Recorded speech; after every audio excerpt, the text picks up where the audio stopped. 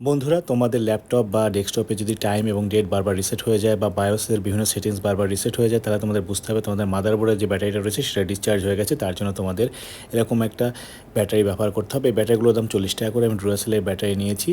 এ ধরনের ব্যাটারিগুলো তোমরা অনলাইন বা অফলাইন সবাই পেয়ে যাবে। তো প্রথমে তোমাদের ডেস্কটপ থেকে খুলে নিতে হবে গ্রাফিক্স কার্ড, যদি গ্রাফিক্স কার্ড থাকে, কারণ ম্যাক্সিমাম সময় এটা গ্রাফিক্স কার্ডের তলাতেই কিন্তু ব্যাটারির পজিশনটা থাকে।